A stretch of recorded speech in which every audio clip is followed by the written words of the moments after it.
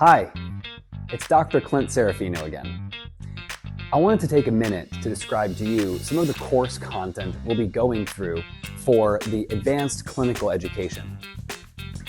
We'll start off the content with evidence-based practice, and what that means is, how do we know the best interventions to use?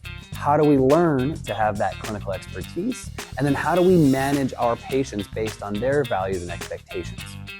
The second major piece of content that we will go through is differential diagnosis, and that starts with clinical reasoning. Differential diagnosis means we want to make sure what's going on with the patient, their primary complaint. We want to make sure that we understand exactly what's contributing to that dysfunction and that complaint. Sometimes a shoulder presentation may actually be an elbow or a wrist problem, or maybe it's a neck problem. If we only ever looked at the shoulder, we would miss other pieces of the problem. The third layer, and maybe the most important layer, is understanding the interdependent zones. This is a concept and a model that I've developed over 12 years, and what I've learned is there are various zones in the body that have a very specific function. In general, when we ask these zones to do a function that's not their function at all, we end up having problems. For a short period of time, of course, the body can compensate and manage the activity without much of an issue. But over time, those compensations end up causing dysfunction in that single zone or in adjacent zones. And we'll unpack that a lot more in the future content. I want to also explain to you some of the content that we will go over in the lab components.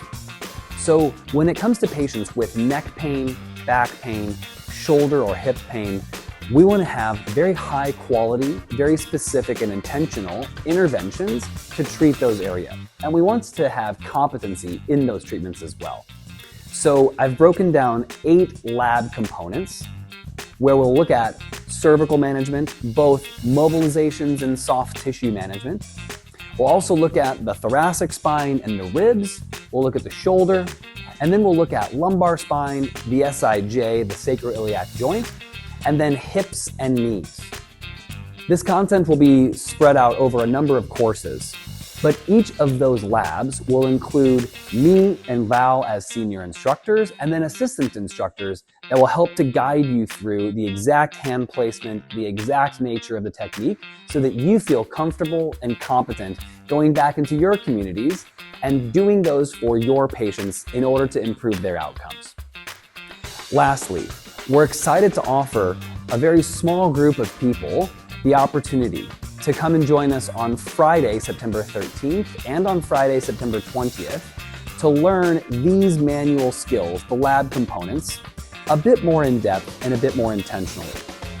Val and I have created an individualized, boutique, more intimate experience for a small group of you to help learn not only your competency, but then also serve as our assistants the next day for the main course.